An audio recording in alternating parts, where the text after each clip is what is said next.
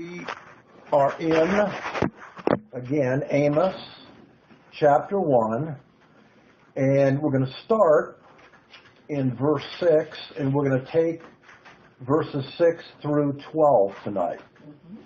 Now, Norman is going to, I think, really like this because you're going to get a whole lot of ancient history tonight. Now, the thing that's interesting about Amos's judgments is he predicts the judgment, but because oftentimes the judgment may not have occurred for hundreds of years until after Amos.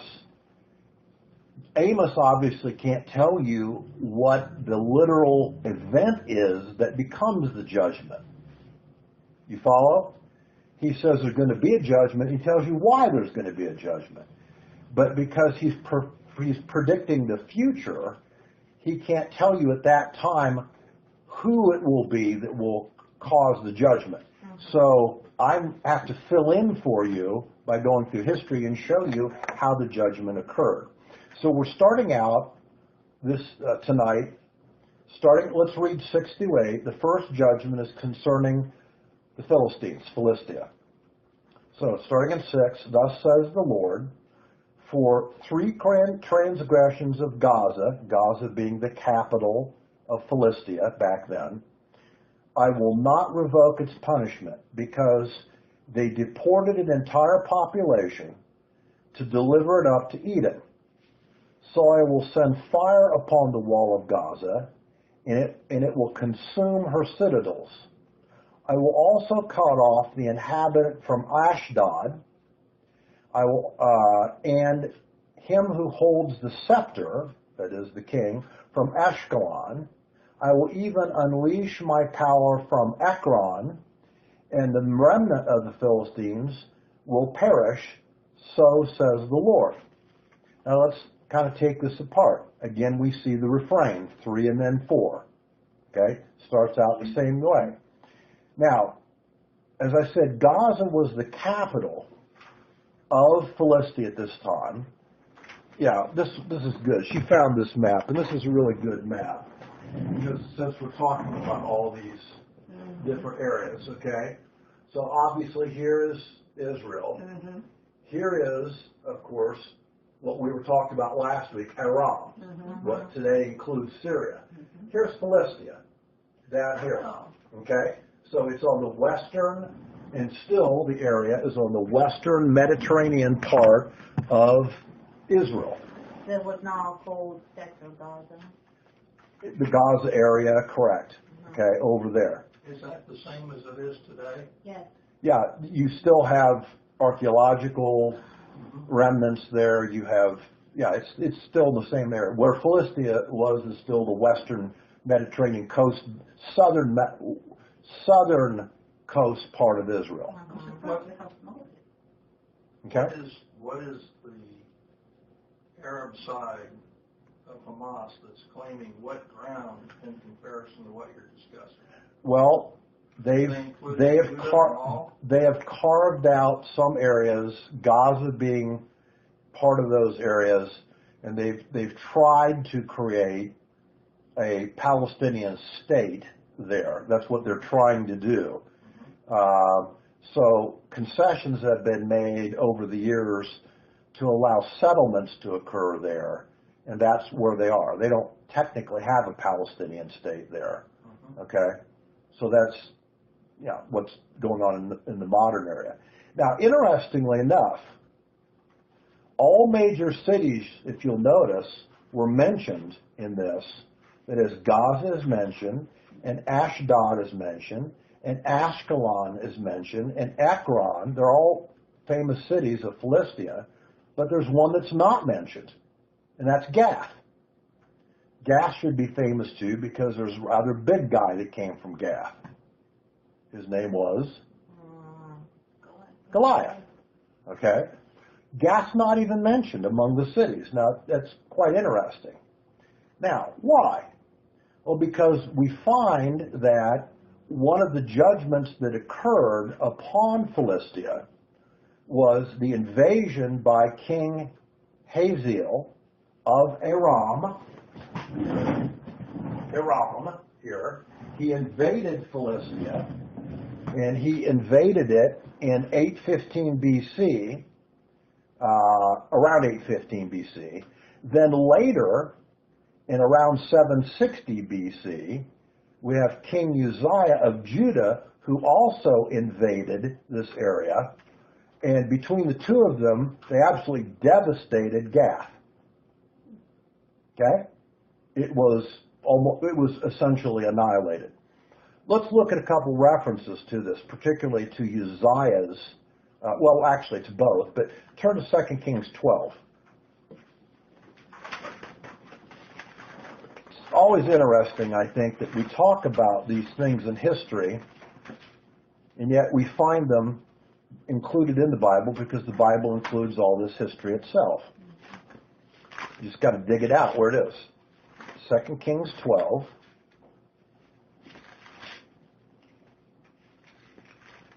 And we're going to read this invasion about King Hazael, verse 17.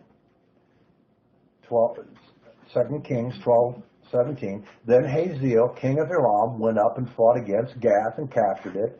And Hazael set his face to go up then toward Jerusalem.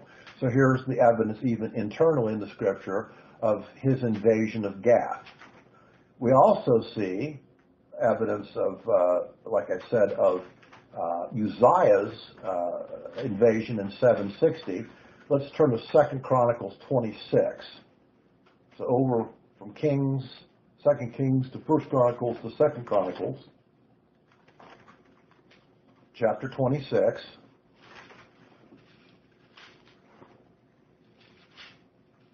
And we're going to look at verse 6. Actually, let's look at 6, 7, and 8. Now, this is talking about Uzziah, okay? It starts really in verse 3 that talks about when Uzziah became king. It says in verse 4 that Uzziah followed the Lord through all his years that he was king. And then starting in 6, it says, now he, Uzziah, went out and warred against the Philistines, and he broke down the wall of Gath, and the wall of Jabneh, and the wall of Ashdod.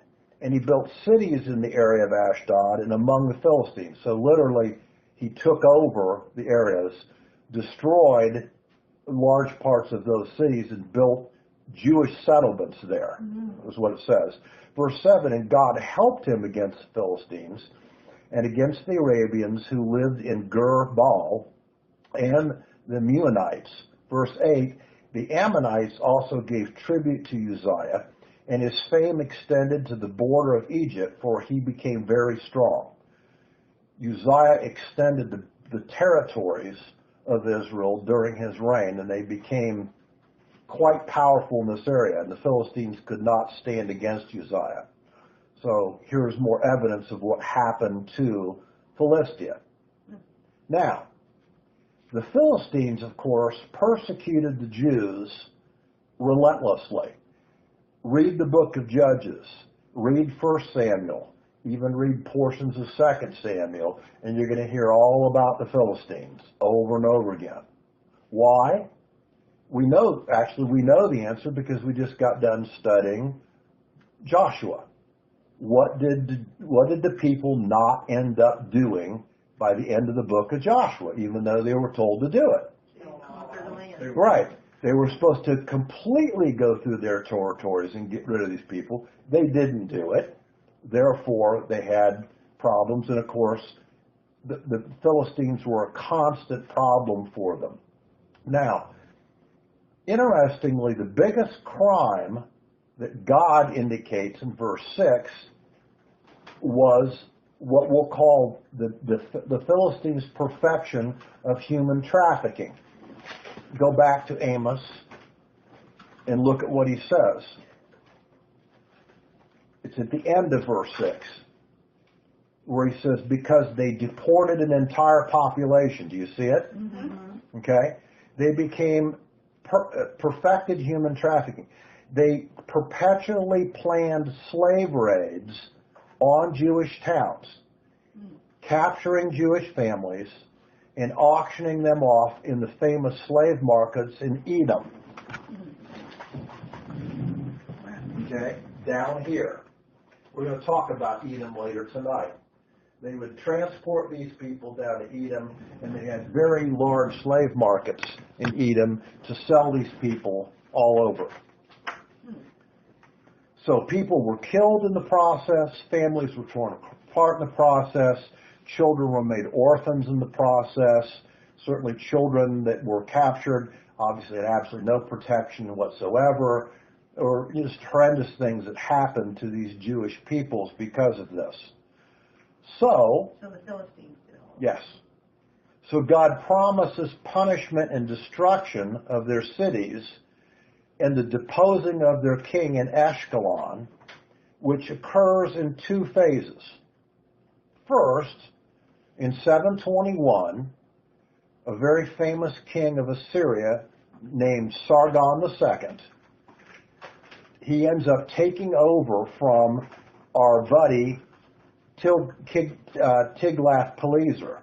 Now, Tiglath-Pileser, when he was king, did not punish Philistia strongly. What he did is he made Philistia a vassal state. Okay? You know what I mean by vassal state? He let them operate kind of. He let them keep their king, but he was directly under the control of the Assyrians, and they had to pay tribute to the Assyrians. Okay?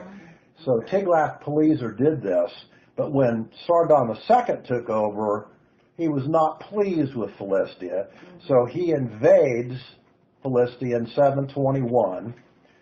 He doesn't tolerate them anymore, because one of the reasons being is that King Hanunu, who was then the king of Philistia, rebelled and confederated with some portion of people that lived in Syria. Sargon then crushed them in the Battle of Karkar. He just crushed both of them. Then after he won, and Karkar is in Syria, okay, the ancient city, Karkar, he then swept down into Philistia, marched down to Gaza, absolutely devastated it, took Hanunu as prisoner, never to be seen again. So, Gath is gone. Okay, he crushes them. Now, there was, interestingly enough, a second phase of punishment that Philistia received, but it was years later. This is very common when God does judgment, and again, it's common of prophecy. Remember, we talked about how there could be a first fulfillment and a second fulfillment, sometimes even a third fulfillment of prophecy. Well, there's a second fulfillment of this prophecy of judgment, and it occurs much later during this time under what's called the Jewish Hasmonean dynasty.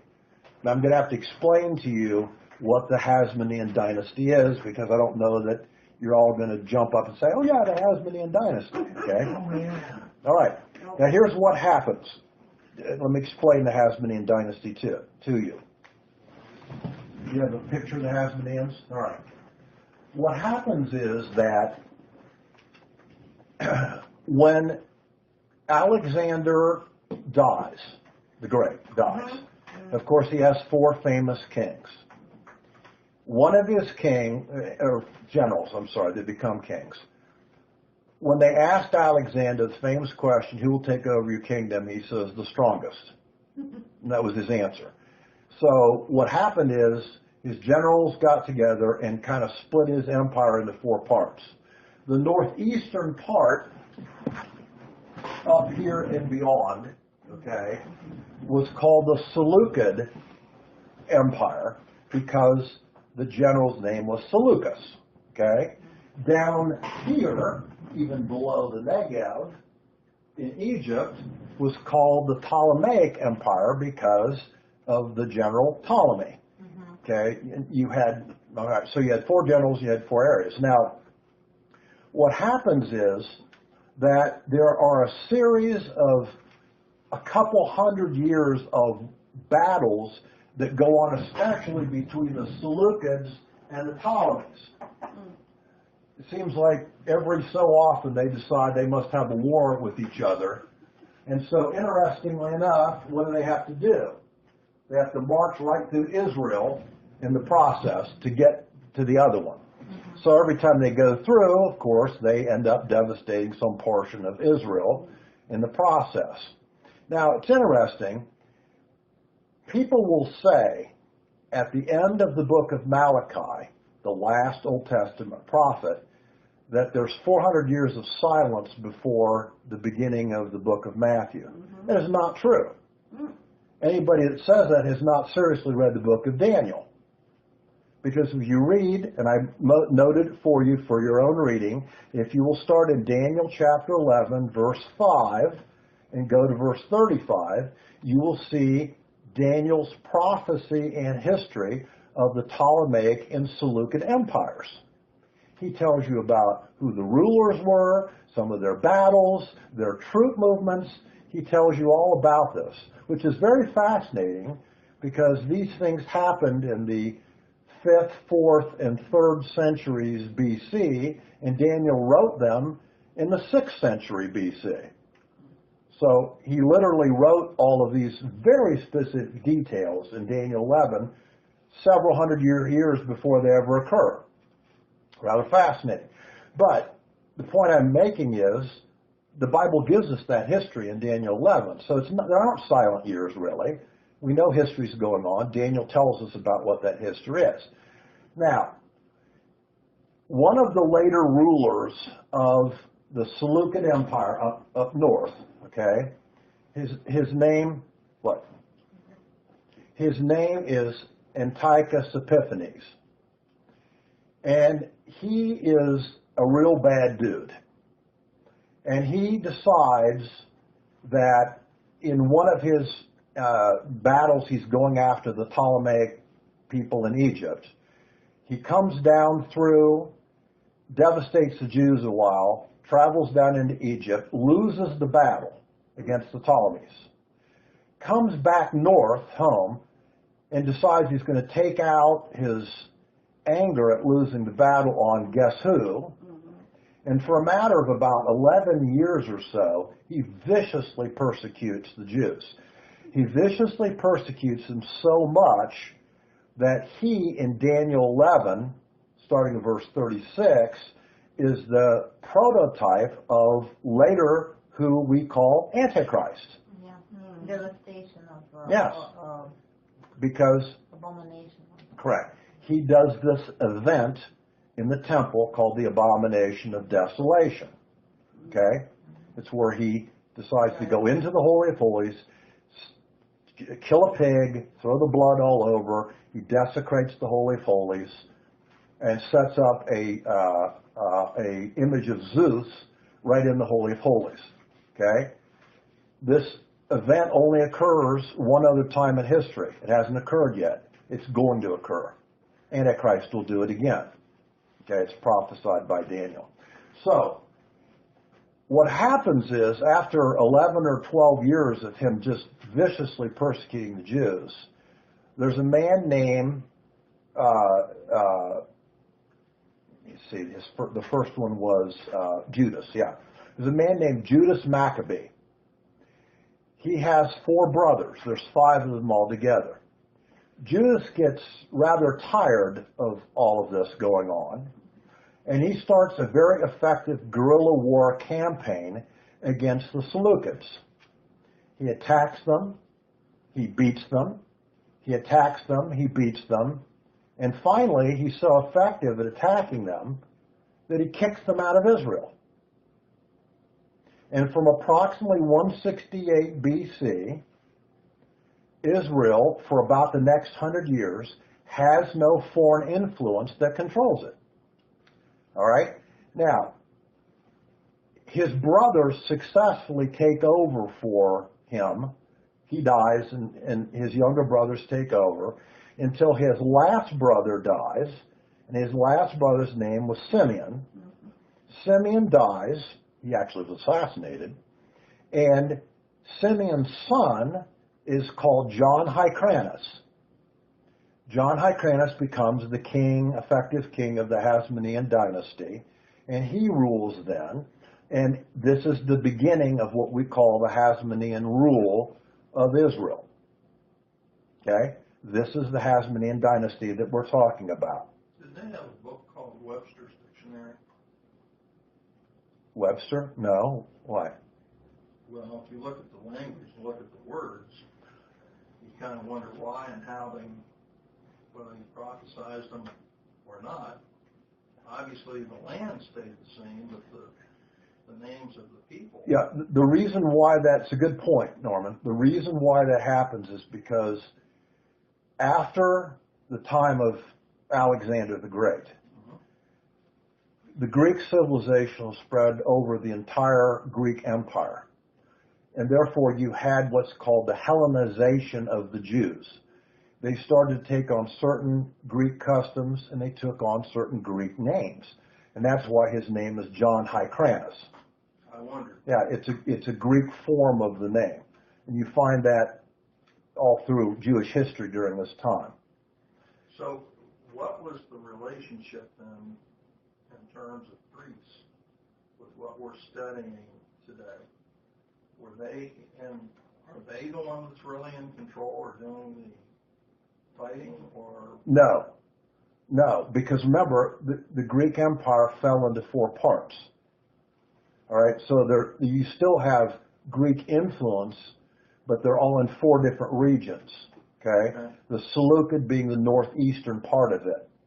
Okay, and their series of kings, and then I told you just about Antiochus Epiphanes being one of those kings. So the Hasmoneans take over, and like I said, there's about 100 years of no foreign control. Israel controls Israel during the Hasmonean reign. So during the Hasmoneans, we find, and I think it shows it. It shows it here. Actually, prior to the Hasmoneans, you had Israel controlling really a very small part of the center here. During the Hasmonean reign of that better part of 100 years, they actually expanded their influence about 5 times the size, and they get back a control over their territory that's almost not quite equal to the days of Solomon and David, but close to it. All right. So the population of Israel was mostly on their side. Yes, and of course they have military control over the areas, and so what happens is that they begin to aggressively attack the Gentile entities inside Israel, especially the Philistines. And we find here that their second to last Hasmonean ruler, his name was Alexander, not the Great. He was a Jew that took on the name Alexander, and he became he is the second last leader of the Hasmoneans, okay? He was particularly aggressive towards the Philistines. Matter of fact, he punished them for not converting to Judaism. You don't hear that a lot. You don't hear that a lot, but he did, okay? You will find evidence of this, again, in Josephus, in his book, The Antiquities of the Jews, book 13, chapter 15, paragraphs 3 and 4. I actually had those here. I had them on top here, but I don't know where they went. Here they are. Somebody put them somewhere. I'll read it to you. Must have been the dog. Yeah, it must have been the dog. So I'll read it to you. This is out of Josephus. It says, "But Alexander marched again into the city of Dios and took it, and then made an expedition to the town of Essa, where was the best part of this ruler named Zeno's treasures. And there he encompassed the plaza with 3 walls. And when he had taken the city by fighting," this is this guy Alexander of the Hasmonean dynasty, "he marched to Golan area, and then to Seleucia," so he goes up even northeast. "And when he had taken these cities, he besides them took the valley, which is called the Valley of Antiochus," named after Antiochus Epiphanes, "also the fortress of Gamala. He also accused Demetrius, who was governor of those places, of many crimes, and turned against him. And after he had spent 3 years in this war, he returned back to his own area, when the Jews joyfully received him again because of his good success." So he was quite successful in expanding territory. Now, interestingly, what happens eventually is that there's this little place called Rome that has this empire that starts to build. And of course, it's building from the really before that, but it becomes more prominent by the 2nd century BC. And of course, eventually takes over the Greek empires. You find that in 68 or 63 BC, General Pompey of Rome marches in to the Hasmonean dynasty area with his troops and takes it over. So now, starting in 63 BC, the Hasmonean dynasty is over. Now, Israel again becomes a vassal state of Rome. And then 70, the temple. That's 70 AD, okay? 63 BC we're talking about, when Pompey goes in. This sets up them putting a ruler in place as governor of Judea. His name was Herod the Great. He is someone who became friends of the Romans. He is not a Jew. He's an Idumean. He is not also a Roman, but he is a friend of and has political connections. So the Romans agree to put him in. And of course, we hear about him starting in the book of Matthew, don't we, during the time of Christ and his birth. This is how it all comes into play historically, the way it comes into play. So, this is what happens to Philistia. All right?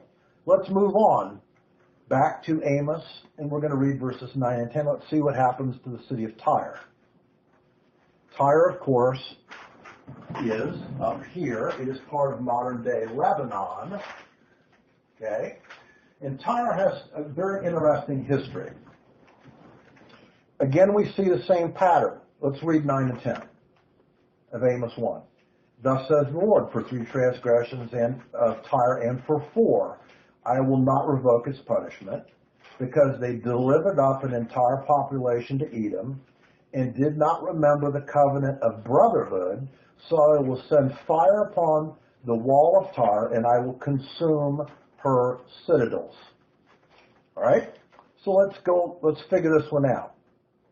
Again, the same pattern starts 3 and then 4. Tyre, of course, was the capital of Phoenicia.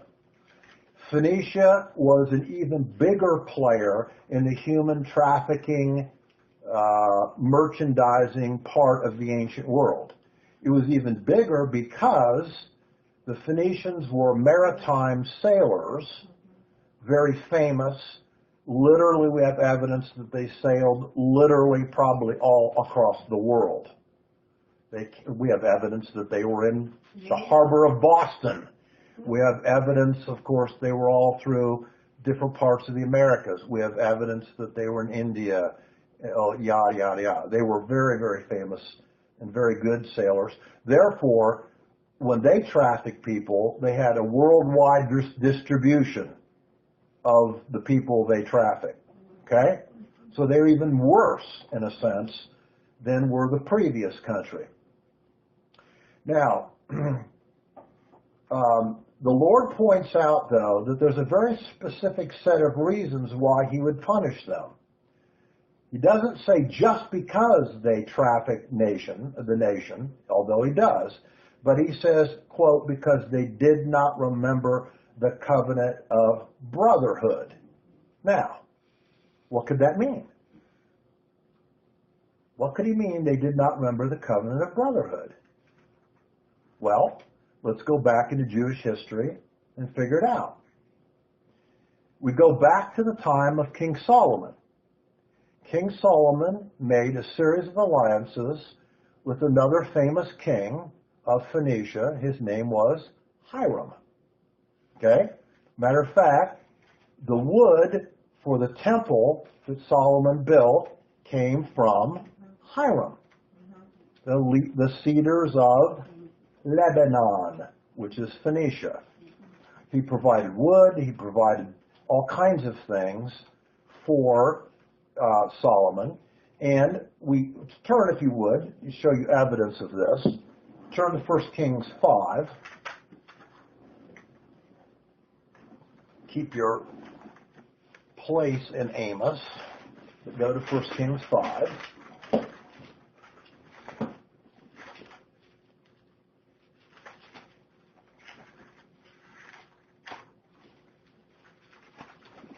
And we're going to look at verses 2 through 11.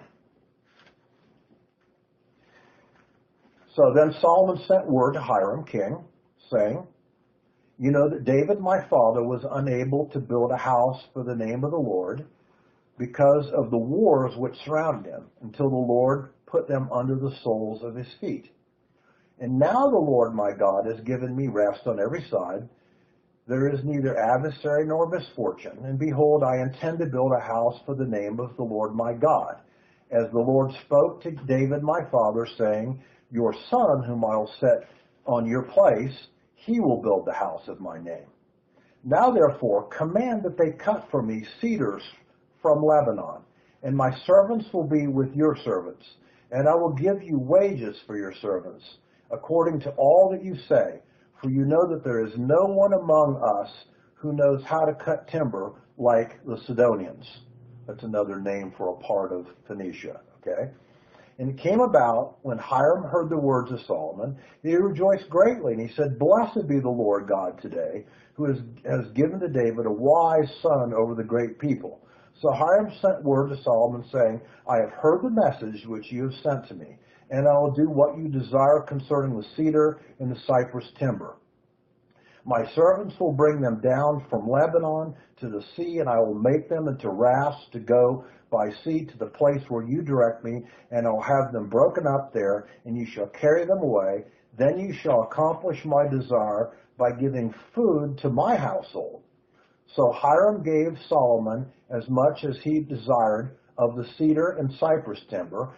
Solomon then gave Hiram 20,000 cores of wheat as food for his household, and 20 cores of beaten oil. Thus Solomon would give Hiram year by year. And the Lord gave wisdom to Solomon, just as he promised, and there was peace between Hiram and Solomon, and the two of them made a covenant. So there was a treaty relationship of agreement and brotherhood between Hiram and Solomon. Okay? So someone broke the covenant. Great, but that's not the only one. Okay? We also see further evidence. Go from 1 Kings 5 to 1 Kings 16.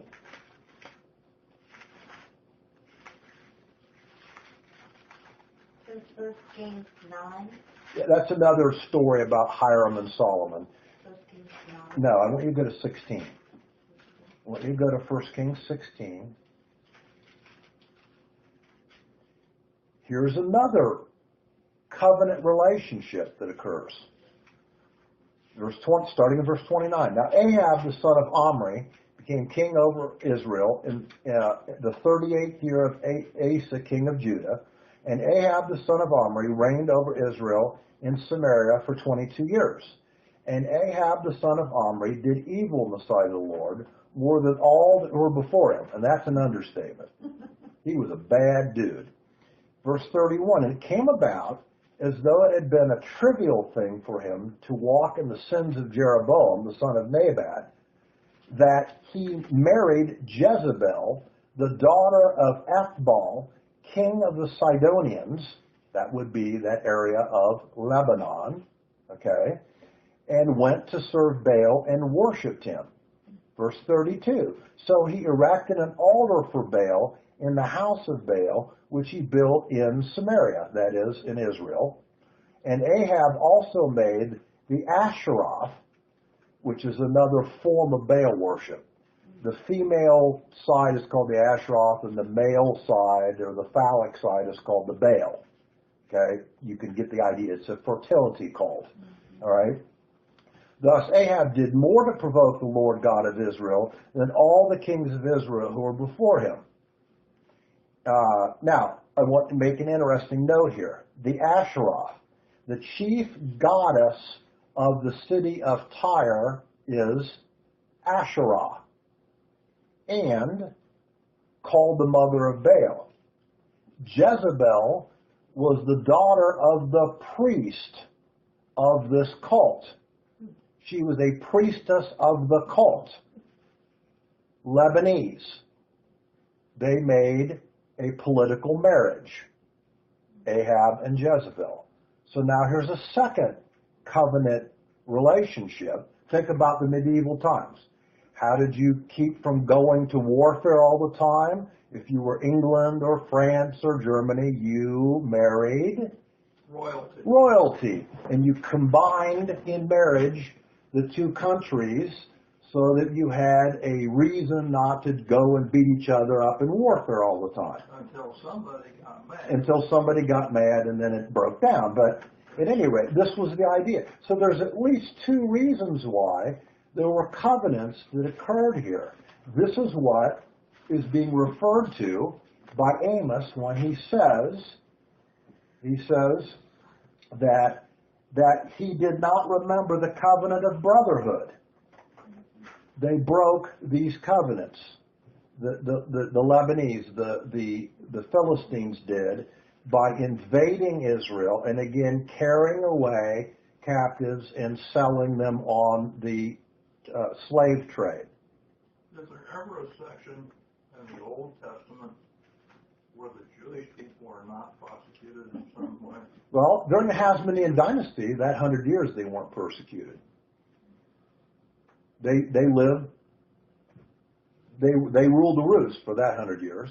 Certainly, during the time of during Solomon's era, they were the power of the Middle East.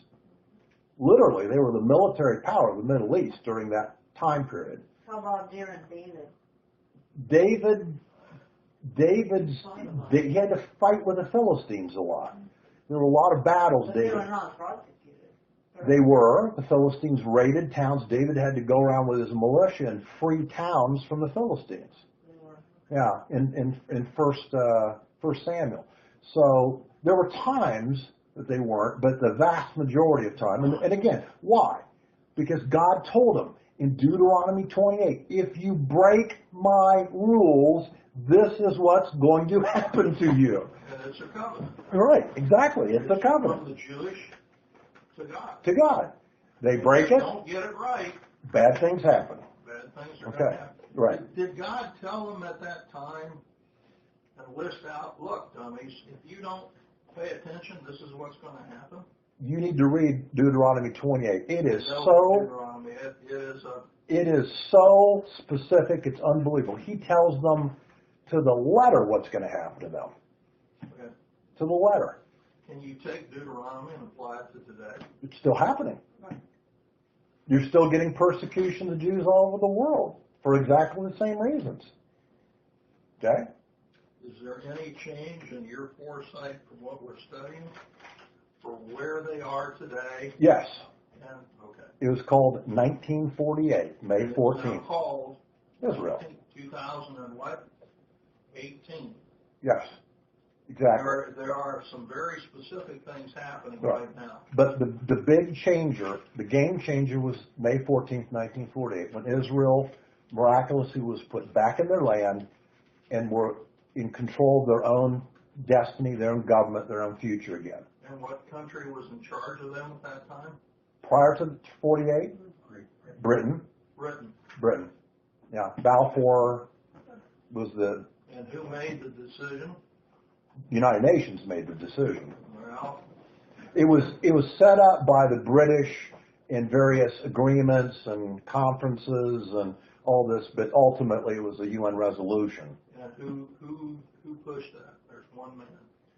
I think Roosevelt pushed it. Truman. I'm sorry. Truman.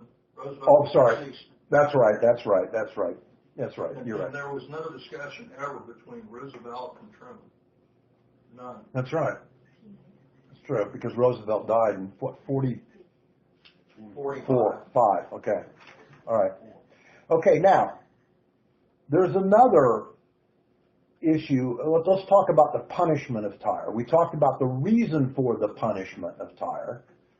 Now let's talk about what occurred to Tyre, okay, as the punishment that was predicted.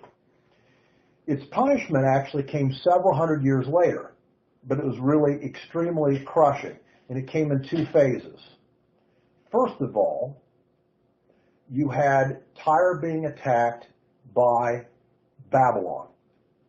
Nebuchadnezzar in, I think it was 580, around 586, actually, or no, it would be a little bit before 586, he actually sieged the city of Tyre for 13 years and was not successful and eventually retreated. Yeah. Tyre was a really, really strongly fortified city. It was considered to be impregnable, which is why the second judgment gets even more interesting. So, they go away, but this guy comes back in 332 AD. His name is Alexander the Great. And he decides that Tyre needs to go. Now, after the siege by Nebuchadnezzar that wasn't entirely successful, Tyre did an interesting thing.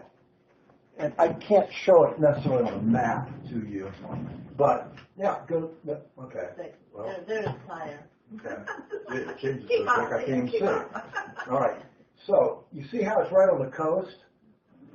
After the Babylonian siege, they did something real interesting. They moved it just off the coast. They built on an island just off the coast. So it wasn't technically still on the coast, but it was just off the coast. And they built unbelievable wall structure in this island. And they built the walls literally on the very edge of the island.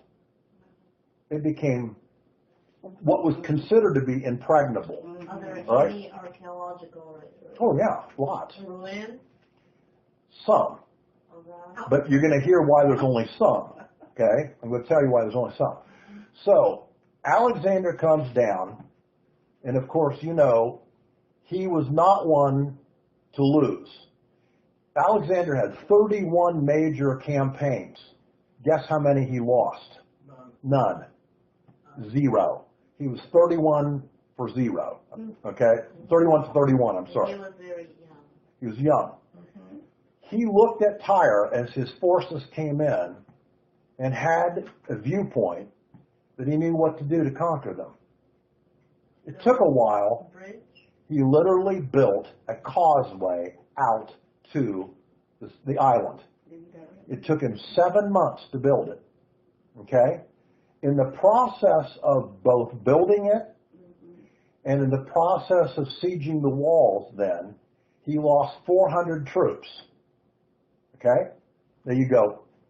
400 troops. Okay? I mean, comparatively, 400 like people? yeah. Yeah. It completely infuriated him. I mean, he was, if you read in Josephus and other, he was beyond angry about this, that Tyre made him go to the point of doing this, all the work, and then losing 400 men in the process. So when he finally breached the walls, okay, he got inside. He ended up then killing 6,000 people of Tyre inside the city. He then decided to take 2,000 of them and publicly crucify all of them. Okay? A little angry here.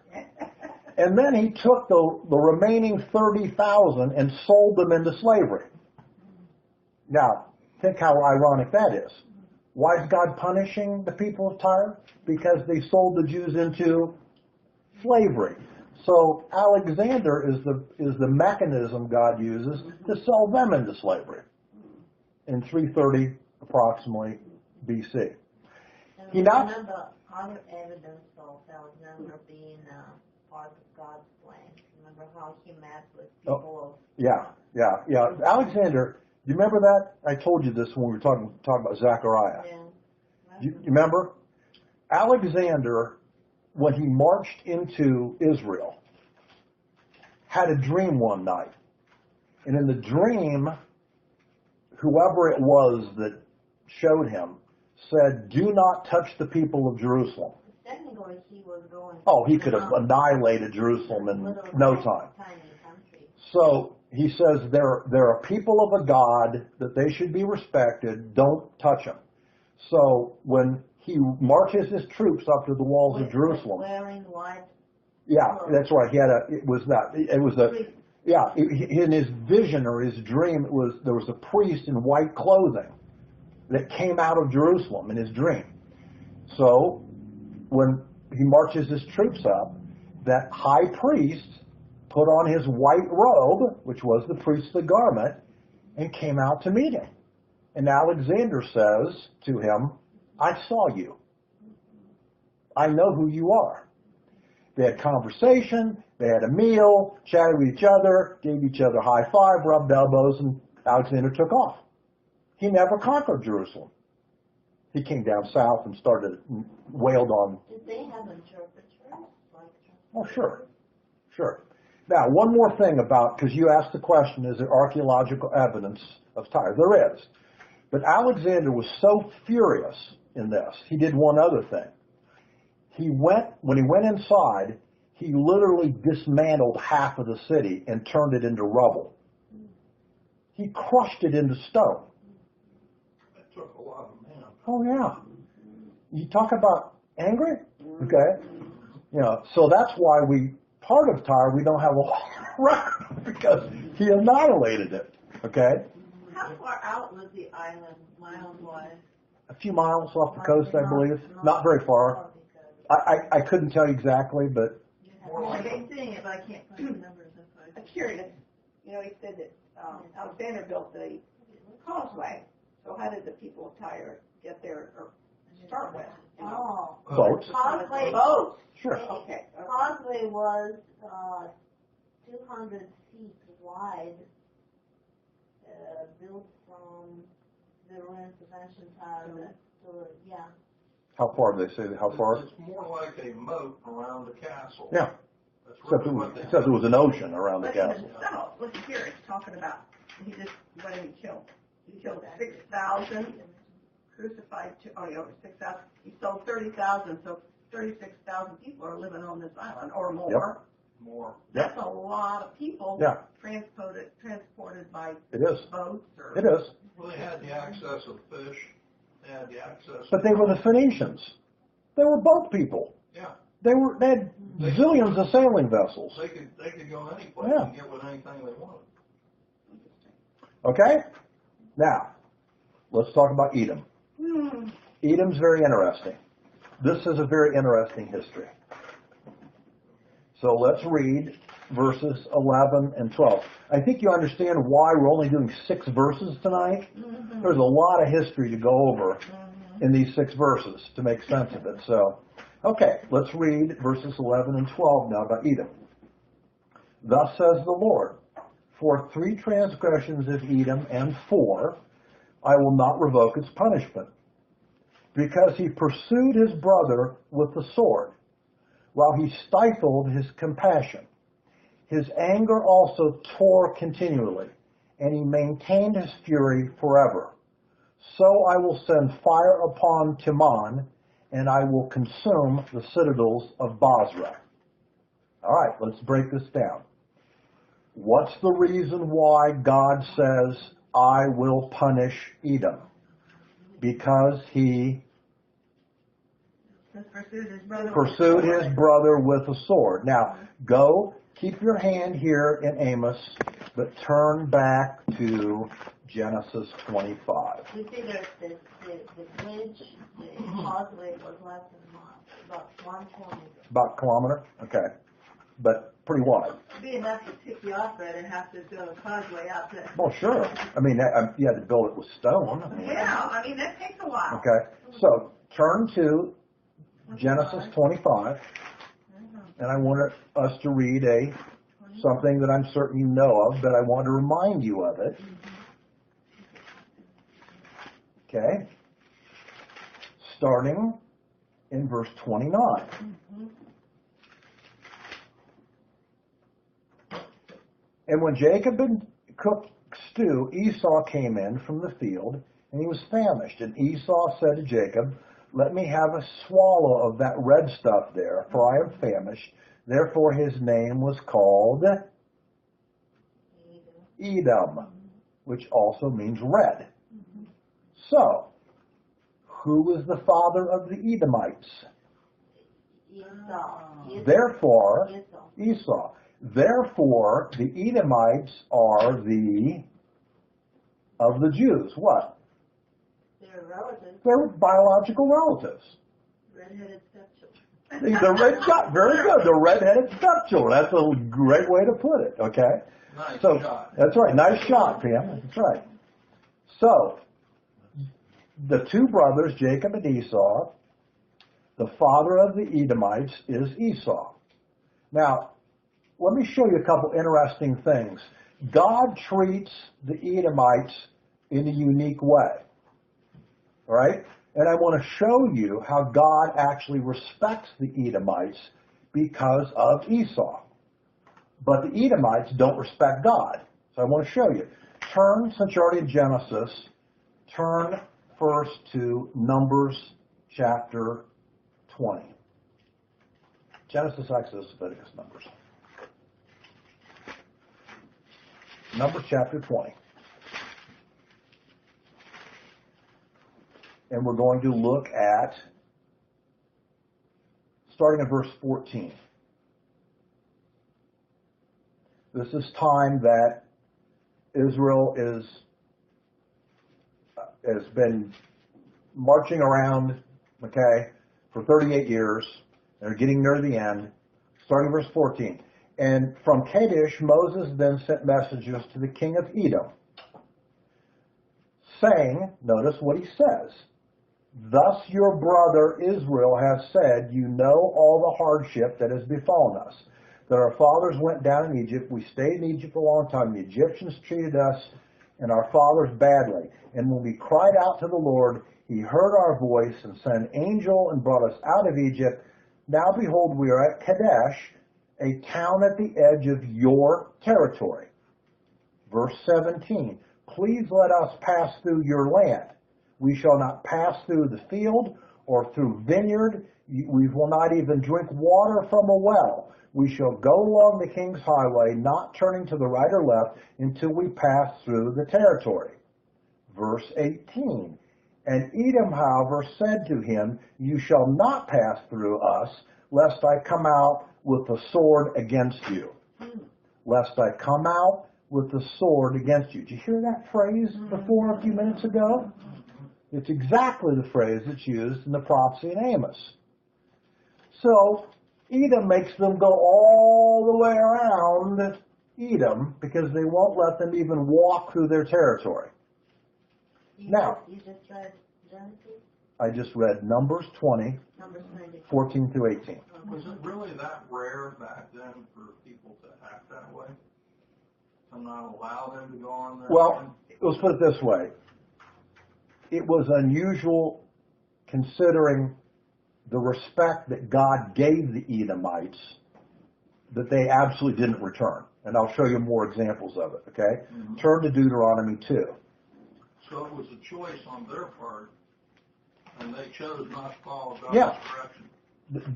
They wouldn't allow the Jews to go through the land. He says, remember, he kindled his anger, he brewed his anger. Remember the prophecy it says in Amos? Mm-hmm. So in Deuteronomy 2, let's look at verses 3 and 4. Again, this is about, they're at Kadesh, this area, right on the edge of Edom. It says, and you have circled this mountain long enough, God says, to, that's right, like for a year, okay? He says, now turn north and command the people, saying, you will pass through the territory of your brothers, the sons of Esau, who live in Seir, another area of Edom, okay? And they will be afraid of you, so be careful, and do not provoke them. Now notice what God says. For I will not give you any of their land, even as little as a footstep, because I have given Mount Seir to Esau as a possession. So God respects Esau, right? And he says, you guys are not allowed to have any of that territory. It is not what I'm giving you. I still have a covenant and a relationship in a way with Esau. He's still of the brother of Jacob. Okay? So here's God showing them respect again. Turn over to, well, you don't have to, but it's another thing is said, don't worry about it, but in Deuteronomy 23:7 you see a reiteration of a similar idea.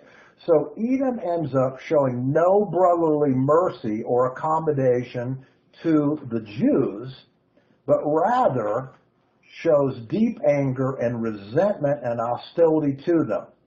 Now let me give you another example in the Bible of the level of hostility that's shown. Go to the little prophet Obadiah.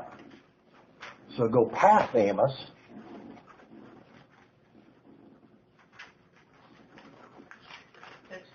It's the next one. Not very long. It's not even, it's one chapter. Okay? Go to Obadiah, and we're going to start reading in verse 10. I think you will now understand what Obadiah is saying since we've gone through this Old Testament history. Obadiah 10, verse 10.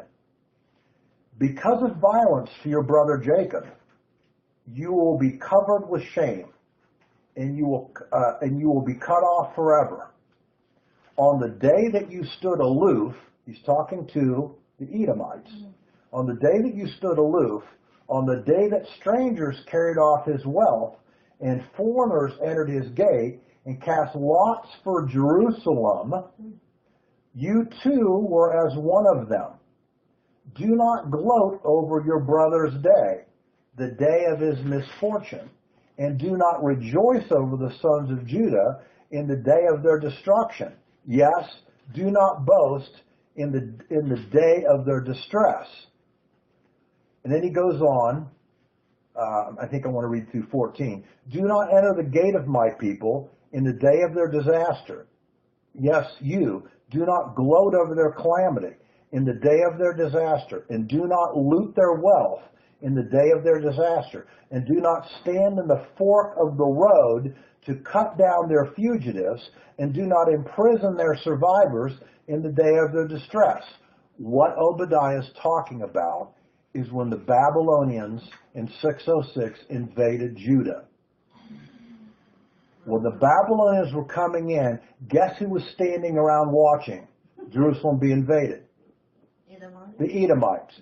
Guess who participated in looting Jerusalem? The Edomites. Guess who helped take away slaves for the Babylonians? The Edomites.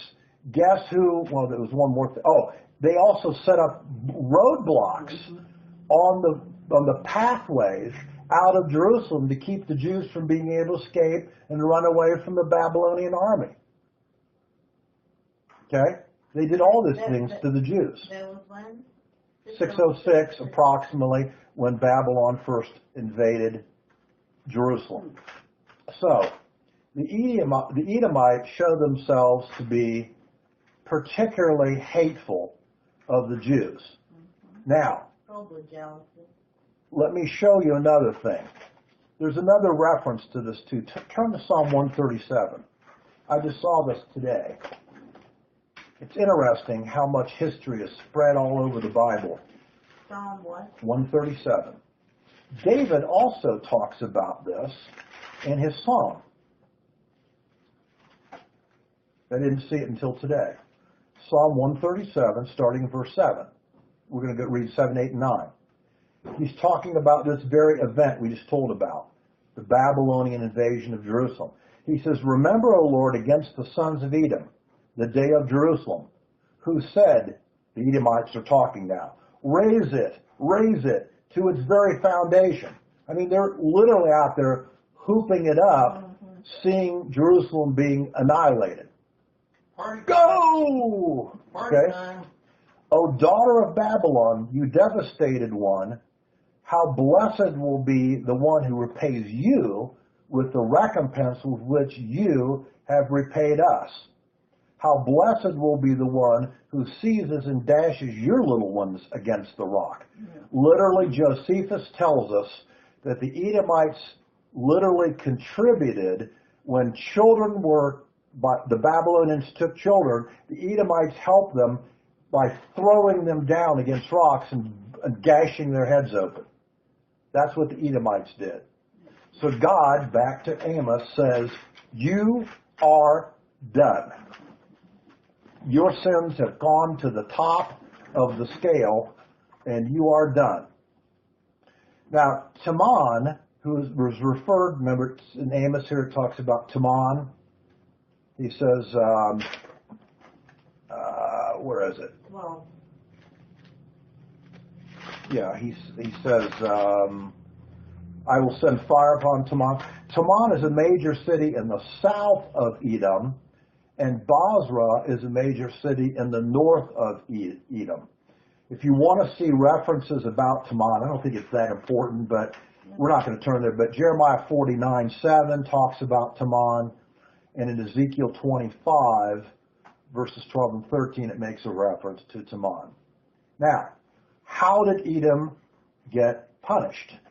What was the source of God punishing them? Well, it was interesting. Even though in 606 BC they cheered on the Babylonians about devastating Jerusalem, in 586 BC, Nebuchadnezzar invaded them and devastated them. You will find reference to this. If you want to read it, you want to see the reference to it, it's in Jeremiah 25. You might as well turn there. Turn to Jeremiah 25, you'll see the reference to it. Go back past Ezekiel to Jeremiah, chapter 25.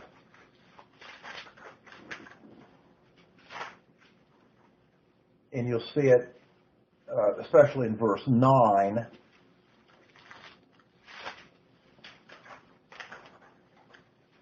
Behold, I will send and take all the families of the north, declares the Lord, and I will send to Nebuchadnezzar, the king of Babylon. He calls him my servant, God says. He's my servant of punishment, of judgment, in other words.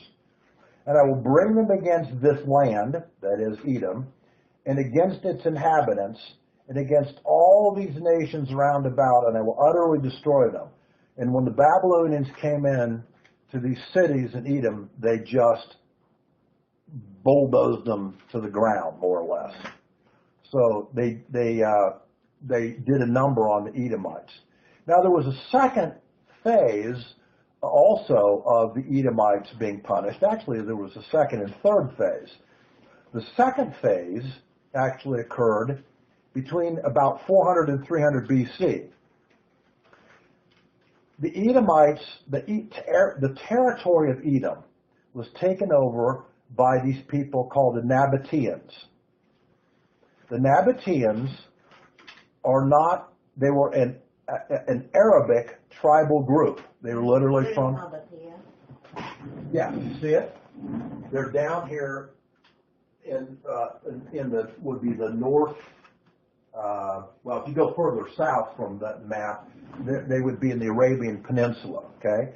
The Nabateans are a tribal group that come in and they take over this area that was originally Edom. They built a very interesting town there, Petra. Remember we've shown pictures of Petra before?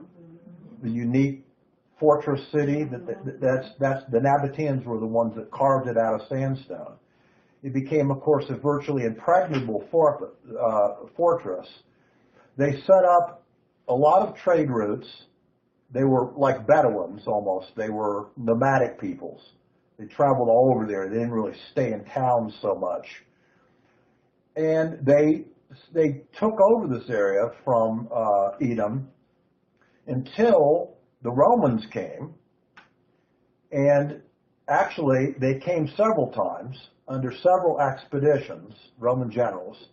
The first time or two the Romans came into this area, they couldn't get through. I mean, it's so desertous. I've been to Jordan. I mean, it is desertous.